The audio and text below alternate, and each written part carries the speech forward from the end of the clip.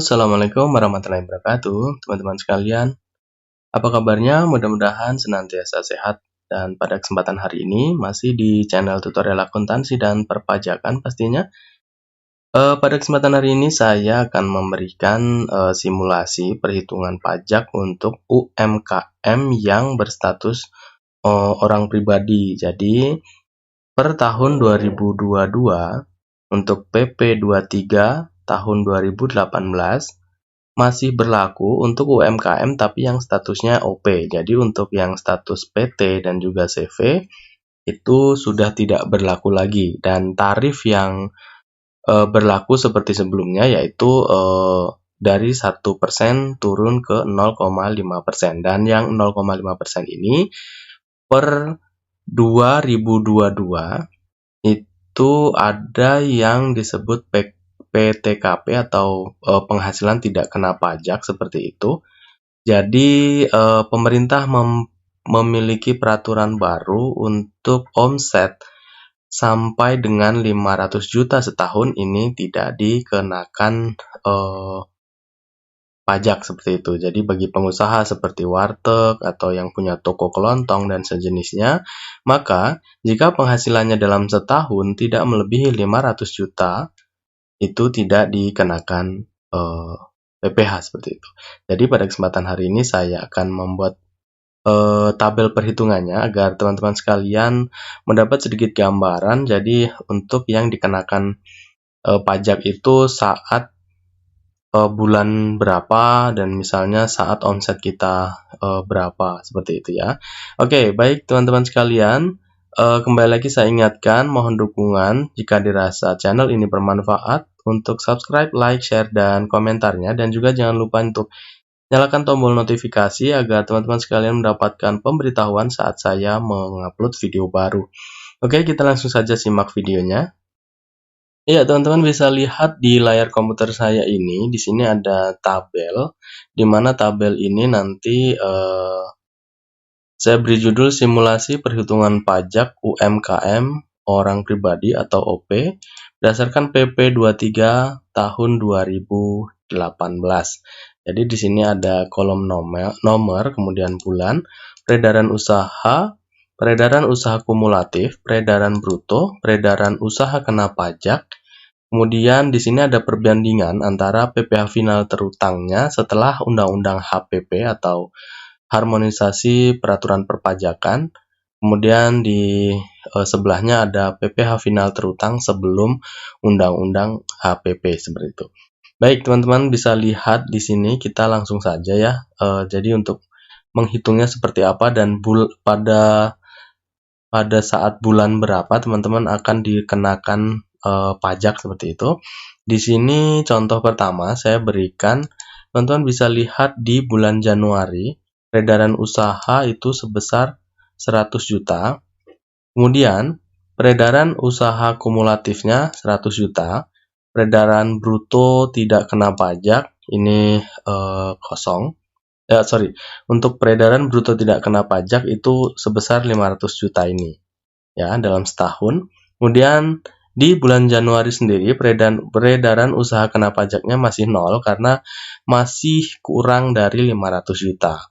Kemudian PPh final terutang setelah Undang-Undang HPP kosong, jadi tidak membayar atau tidak melakukan pembayaran pajak seperti itu ya, karena memang dibebaskan karena omsetnya belum mencapai 500 juta.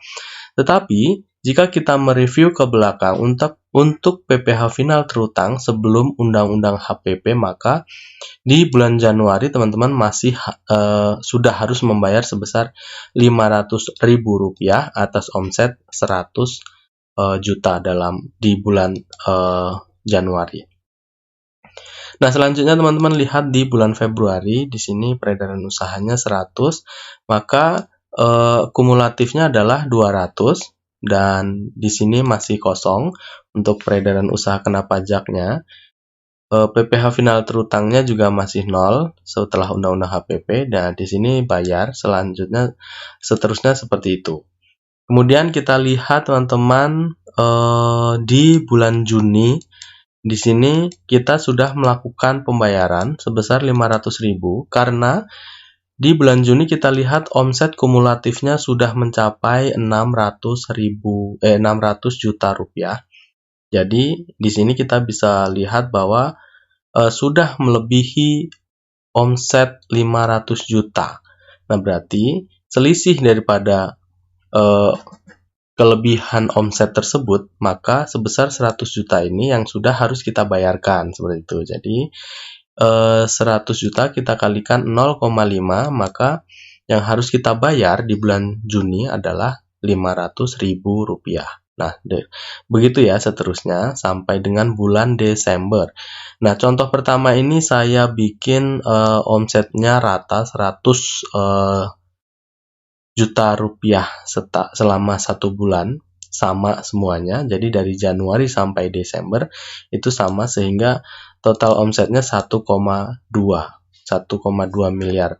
Sehingga total pajak yang harus dibayar selama 1 tahun adalah 3.500.000 rupiah.